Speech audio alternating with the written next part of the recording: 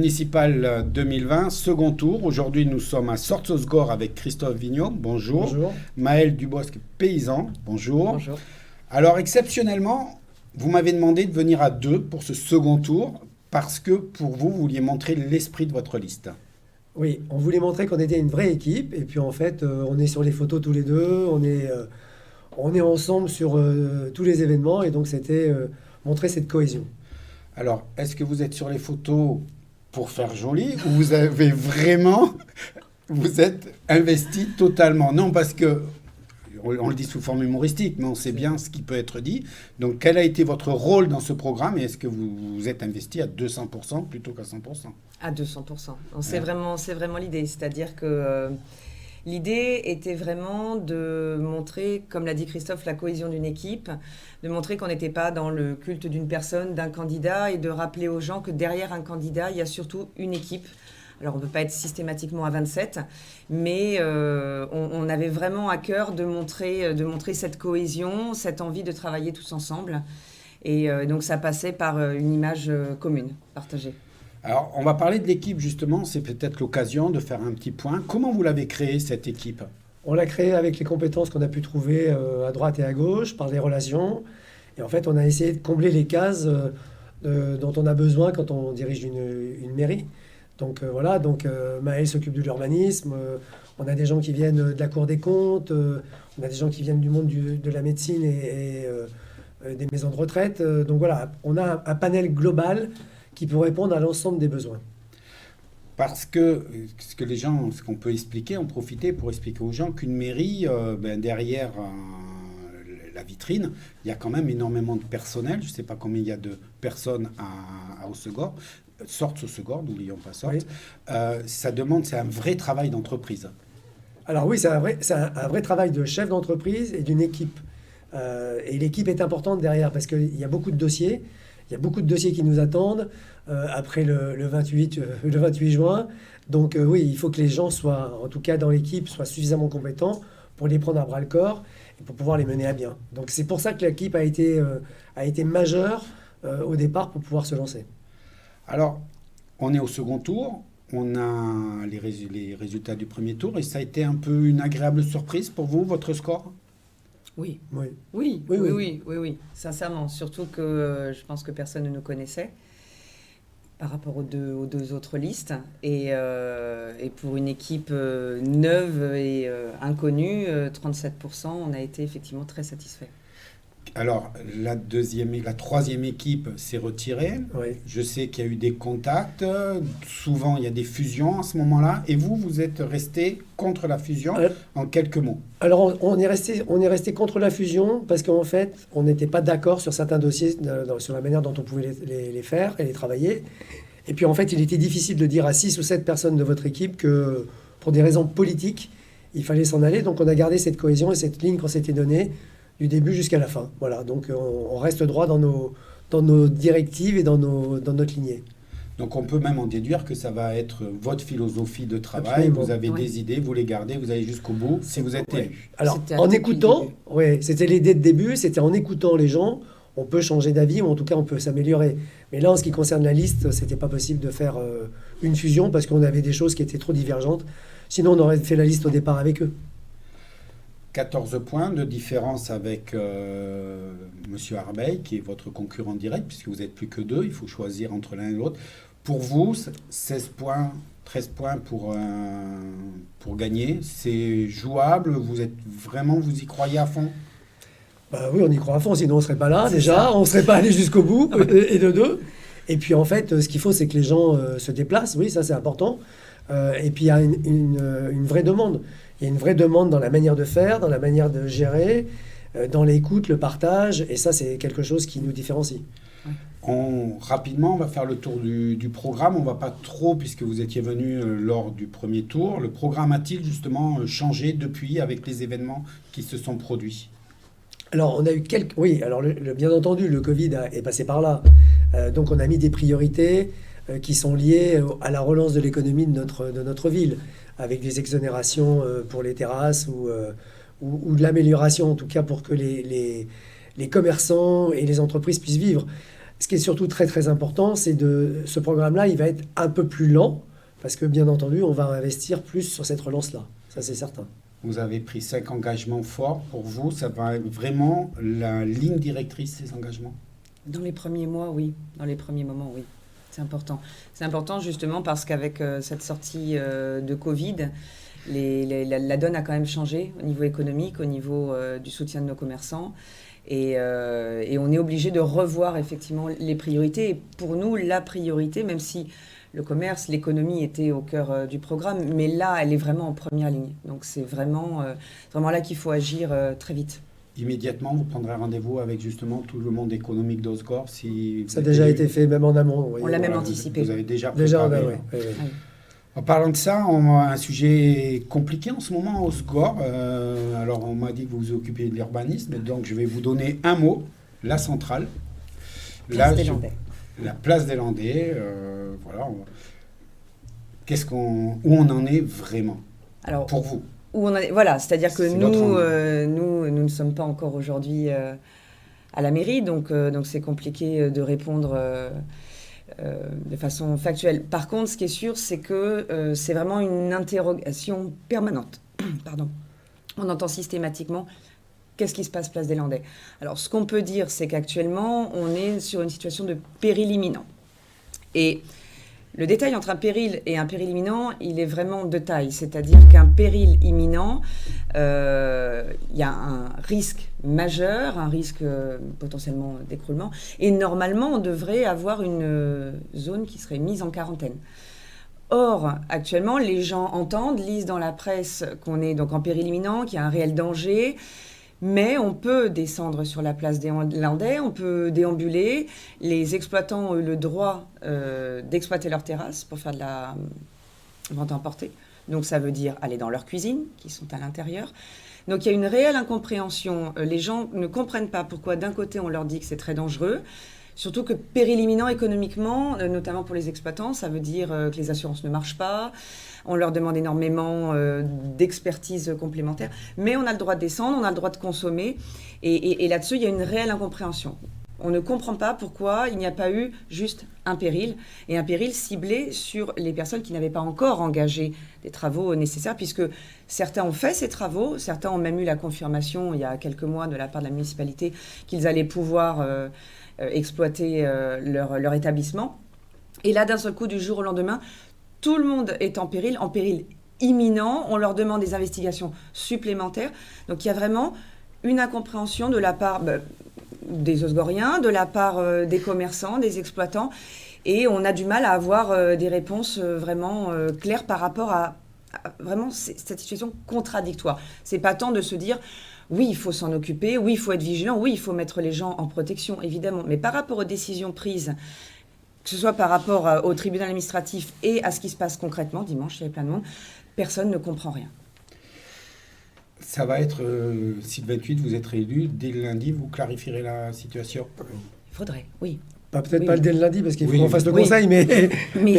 Ah, mais en tout cas, c'est une urgence. Oui. C'est une urgence. Parce que là, la saison arrive. La saison arrive la semaine prochaine. Et il faut clarifier vraiment cette situation. Et cette imminence pose vraiment problème. Pareil, donc, sujet important. Dans les autres sujets que vous avez soulevés, c'est les incivilités, la sécurité. Alors là, ça va être encore plus flagrant au niveau de la centrale, puisque en plus, les boîtes de nuit sont fermées jusqu'en septembre. Ça voudra dire qu'au-delà de 2 heures du matin, les groupes de personnes qui se seront amusés, baladés dans les bars et restaurants de la place, ne sauront pas où aller pour finir les soirées. Et donc on risque d'avoir beaucoup d'incivilités. Donc c'est là où le renforcement de la police municipale et des accords avec la gendarmerie devra être fait pour éviter ce genre d'incivilité. C'est vraiment, ça va être très, très compliqué, mais à mon avis pas insurmontable. Dans la même chose des priorités que vous avez mis, je reviens dessus parce que je pense que c'est important de le dire aux gens, c'est tout le domaine public. Là, vous ne vous posez pas de questions, vous repoussez tout d'1 an pour avoir le temps de bien discuter avec eux. Oui, alors, quand on a fait... Alors là, vous parlez surtout de... On a rallongé d'1 an, par exemple, à tout ce qui était concession autour du lac, parce qu'en fait, les contrats arrivaient à terme, là, cette année. Et donc, on leur donne 1 année de plus pour pouvoir se refaire une saison correcte, voir comment on peut faire et ensuite les interroger sur la manière dont on pourrait évoluer. Après, tout ce qui est exonération, ça nous paraît normal puisque c'est le seul levier où la mairie a un petit pouvoir.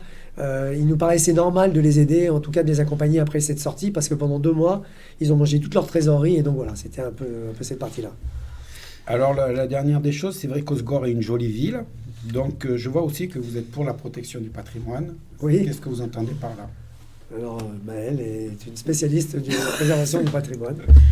Mais la préservation du patrimoine, c'est qu'effectivement, ce qui va en partie distinguer Hossegor d'autres communes, c'est effectivement la richesse de son patrimoine architectural, qui est certes toujours présent.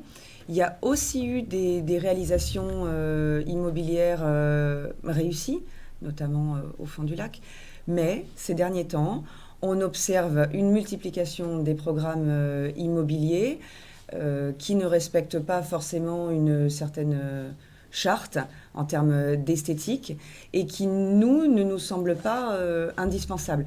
Si on parle construction pour aller vers de l'accessibilité, favoriser l'accession à la propriété de nos jeunes, là, oui, effectivement, parce qu'on sait que Hossegor est une commune extrêmement difficile en termes d'accession. Mais pour faire ce type de programme, notamment celui qu'on a vu en face du parc, là non. On a vraiment le sentiment que l'évolution en termes d'urbanisme ne va pas dans le bon sens. Et là où ça devient très difficile, c'est que c'est l'urbanisme en général au niveau national. C'est qu'on est aussi victime de lois, de directives, où au-delà même d'un choix de municipalité, il va falloir aller se battre contre des directives nationales qui, malgré ce qui peut être écrit, ne va pas dans le sens de la protection patrimoniale. Et nous, on a vraiment à cœur de maintenir ce que l'on a, mais on n'a pas non plus envie de mettre la commune sous cloche. Il faut qu'elle évolue, mais pas de façon débridée, de façon contrôlée. Et ces derniers temps, ce n'est pas le sentiment qu'on a pu avoir. Le dernier chapitre pour aujourd'hui, c'est un peu les relations, la vie de la mairie en elle-même. Comme vous le disiez quand on a démarré, vous êtes nouveau, vous arrivez dans le monde de la politique. Ouais. Hossegor a eu des municipales un peu agitées, si on peut dire, pendant ces 6 ans, au niveau du conseil municipal. Comment vous allez, si vous êtes élu, gérer et quelle méthode de travail vous allez mettre en place? Alors, comme on l'avait dit déjà la première fois quand on s'était rencontrés, on va essayer de faire une mairie de proximité. Et cette mairie de proximité, elle va être transparente. Tous les 2 ans, on va montrer à nos concitoyens ce qui a été fait et ce que l'on souhaite faire. Donc déjà, c'est la première des choses. Il va y avoir un conseil municipal en direct. Il va y avoir des permanences où tous les samedis, on en recevra le maire, mais aussi les adjoints, les administrés qui le souhaitent sans avoir de rendez-vous. On souhaite, et ça aurait été très bien lors du Covid, avoir les SMS, les numéros de téléphone pour envoyer des SMS, informer la population. Donc voilà, ce qu'on veut, c'est d'abord essayer de faire une mairie de proximité qui va avoir un lien avec ses concitoyens, être dans le dialogue, dans le partage. On met en place aussi un conseil municipal des jeunes. Ça existe dans certaines communes et je pense que c'est intéressant d'avoir des plus jeunes qui n'ont pas de filtre pour vous dire ce qu'il faut, de faire un conseil des sages, ce qui est important quand vous voulez faire des investissements, quand vous avez certaines priorités. Il est important de prendre l'histoire derrière, et quand on parle d'architecture, par exemple, ou quand on parle de patrimoine, c'est important de se référer avec les anciens. Donc voilà, on change de méthode, on est dans une méthode qui sera plus ouverte, on va rester ouvert auprès des gens, être à leur écoute. Et ça a été notre méthodologie de départ dans notre équipe. Et c'est comme ça qu'on a constitué notre équipe. Et c'est ce qu'on va vouloir faire transpirer lors de notre venue à la mairie, si le 28, les gens nous font confiance. Mais pour soutenir ce que tu viens de dire, donc là, on est sur une volonté de proximité, de dialogue avec la population. Elle est, comme tu viens de le dire, également présente en interne parce que la commune a effectivement fait parler d'elle il y a 3 ans. On a cette volonté-là depuis le début et depuis le temps maintenant qu'on travaille tous ensemble, je pense que là, on sait qu'a priori, l'équipe est soudée. On a appris à se connaître pendant des mois. On a une réelle volonté de travailler ensemble. Et il y a une 3e dimension qui est souvent oubliée, c'est aussi la dimension de travail avec les équipes en place dans la mairie. C'est vrai qu'on a tendance à oublier qu'une mairie a en son sein des gens qui travaillent, qui voient passer les équipes, et on les met souvent en parallèle. C'est-à-dire qu'on a tous les 6 ans une équipe qui arrive, et le dialogue en interne n'est pas souvent bon. Et donc il y a cette dimension vers la population, il y a cette dimension entre nous, et il y a aussi cette volonté d'être dans la transparence, le dialogue, l'échange, l'écoute, avec les équipes de la mairie, qui elles aussi ont besoin d'être écoutées. Très bien. Voilà. On arrive à la dernière question, toujours la même. Au moins pour la dernière, je n'ai pas de souci. Vous la connaissez, je vous l'ai déjà posée. Donc je ne sais pas qui répond. Le 28 juin, alors déjà le 28 juin, il faut aller voter. Quel que soit, si vous êtes d'accord avec moi, Absolument. quelle que soit la liste, il faut, la première des Absolument. choses, il faut que l'abstention soit le plus faible possible. On a le droit de râler après un maire, on a le droit d'être heureux d'avoir un maire à partir du moment où on a été voté, Absolument. parce qu'autrement, c'est un peu bizarre. Donc pourquoi justement vous choisir vous, plutôt que choisir l'autre liste? D'abord parce qu'on est jeune, en fait, on a une vraie volonté, on a une vraie équipe compétente, avec une équipe de gens qui sont dans tous les domaines. Et donc à ce moment-là, on a la possibilité de répondre à toutes les problématiques qui vont nous arriver. Ensuite, les gens feront leur choix. Ce qui est certain, c'est que même si on arrive de nulle part, comme l'a expliqué un peu Maël, on a des vraies compétences qui font que, et puis on a une vraie énergie qui est prête à partir pour 6 ans. En tout cas, on veut le faire. Et Voilà. un amour de la commune. Et un amour de la Et de commune. ses habitants. Absolument. L'amour de la commune aussi, il faut Oui. vraiment le... Oui. Je Ouais. pense que l'amour de la commune, c'est ce qui nous a fait d'ailleurs démarrer. Oui. Hein. Sinon, on ne serait pas là. Voilà. Très bien. Merci, Merci en tout beaucoup cas. d'avoir pris Merci. le temps de venir nous voir. Donc Merci de nous avoir c'était reçus. Sorts-sur-Segor, le 28 juin. Il faut aller voter. Je me répète, d'autant plus que toutes les mairies, sans exception, ont mis le dispositif pour qu'il n'y ait aucun risque. Aujourd'hui, on ne va pas se mentir, Covid-19 est passé par là, mais aujourd'hui, dimanche, vous pouvez y aller, il n'y aura pas de risque. Allez voter, choisissez votre maire, ils vous ont expliqué pourquoi eux, relisez l'autre liste et choisissez. À très bientôt.